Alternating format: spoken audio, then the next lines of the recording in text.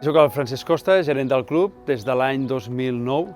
Vaig entrar en una època que també vam tenir els nostres contratemps, com una ventada que va tirar molts arbres a terra, suposo que us en recordareu d'aquell moment. Jo feia molt poc que estava aquí i la meva feina és gestionar el club, és un club familiar, que ara ens movem amb uns 2.300 socis i gestionem servei esportiu i benestar i sobretot el nostre públic són molt famílies i que tenen fills que volen aprendre a jugar a tenis o a pàdel o aprendre a nedar a les nostres instal·lacions.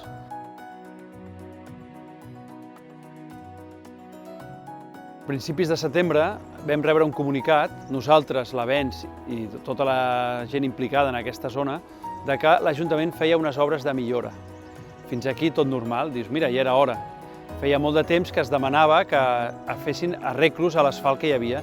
És veritat que hi havia algunes zones on s'havien fet forats, nosaltres demanàvem certes arreglos de millora puntuals. Van començar les obres i la sorpresa va venir quan vam veure que treien tot l'asfalt, que feien un conglomerat i que la seva idea no era tornar a asfaltar i sí era fer un camí rural.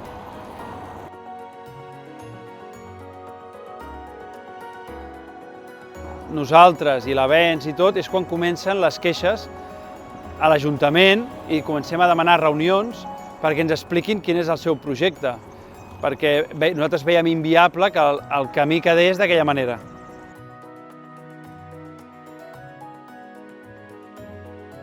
Ara estàvem a l'estiu i les pistes queden just al costat d'on entrenen els nens i el nivell de pols era impressionant. Hi havia un núvol de pols que superava les valles de les pistes i arribava fins on entrenava la gent. De fet, unes pistes de resina que tenim, de pistes ràpides, van quedar totalment de color marró i les pistes de tenis de terra batuda també tenien com una capa de pols. A partir d'aquí, els entrenadors, que són els que més hores estaven, van començar a entrenar amb mascareta perquè, clar, arriben a estar 4 o 5 hores seguides tota una tarda aquí. I els nens, també els seus problemes i vam tenir fins i tot alguna baixa laboral per problemes respiratoris.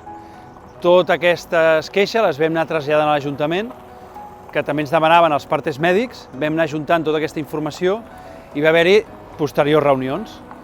I a partir d'aquí sí que l'Ajuntament va semblar que reaccionava, és veritat que l'alcaldessa va reconèixer l'error que hi havia hagut per part de l'Ajuntament i van dir que hi haurien solucions.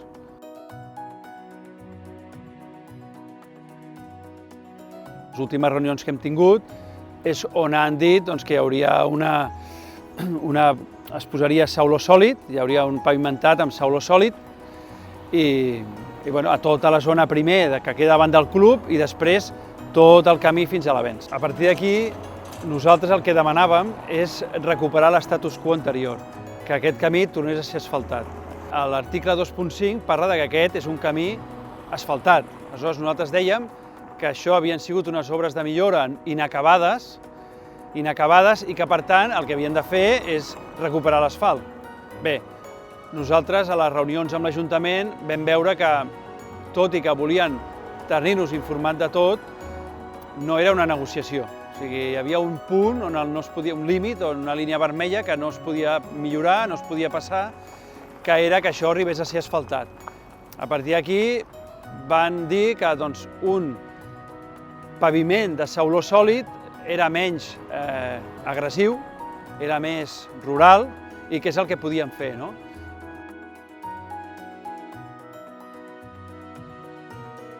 El que nosaltres llavors els vam demanar és un estudi del nivell de cotxes que passa per aquí, que demostrés que això no podia ser un paviment de sauló sòlid, perquè és una carretera, amb tota regla, amb un pas de cotxes per donar servei a una escola amb 1.300 alumnes, 600 professors, etc. Llavors això no podia ser, però tot i així, si havia de ser de sauló sòlid, que fessin un estudi de com havia de ser aquest paviment, quin granulat, quins tant percents, perquè el sauló sòlid hi ha moltes maneres de fer-lo i que s'asseguressin que els tant percents de gramatges fos el correcte.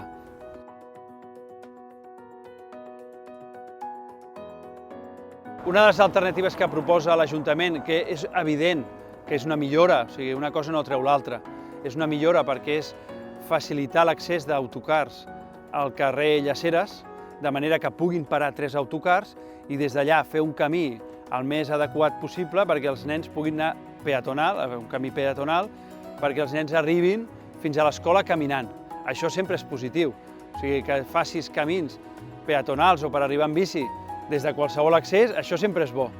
El que no treu és que aquest carrer hagi de seguir sent el millor possible, perquè tot i que sigui peatonal i estigui ben il·luminat, etc., un dia, per exemple, que plogui molt, la gent seguirà agafant el cotxe.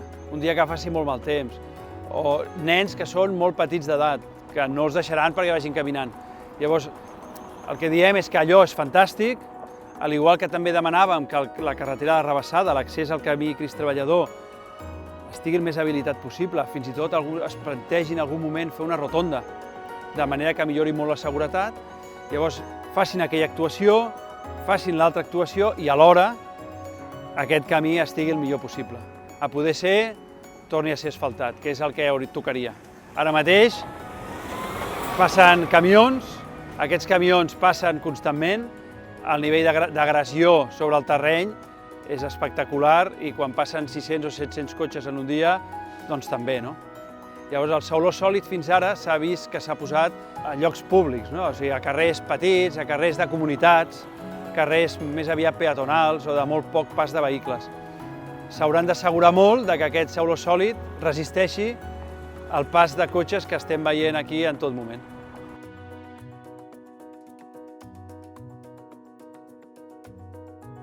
Els socis del club no han recollit firmes, però és evident que quan això es va donar, fins i tot vam rebre amenaces de socis del club que farien un requeriment o un contenciós a l'Ajuntament i tot. Nosaltres ho anàvem frenant. Nosaltres, des del club, el que dèiem és que som nosaltres que estàvem treballant amb l'Ajuntament, que tinguéssim paciència, que les solucions arribarien i però que sí que des dels socis del club hi ha hagut queixes i des de l'Escola Avenç també. Nosaltres els demanem que esgotin totes les vies possibles, que realment ho valorin fins a l'últim detall a nivell legal de que no es pot tornar a asfaltar perquè creiem que és l'única solució realment duradera i que solucionaria tots els problemes. Fins i tot també tenint en compte que això és una escola, que aquesta escola només s'accedeix per aquest camí i que, per tant, si un dia hi ha una urgència, si un dia hi ha per temes climàtics o perquè hi ha un accident o el que sigui, els bombers, les ambulàncies i qui sigui només accedirà per aquest vial. I aleshores ha de ser un vial perfecte, que es pugui circular bé, que no hi hagi situacions que puguin crear un embotellament aquí i que pugui causar problemes més greus.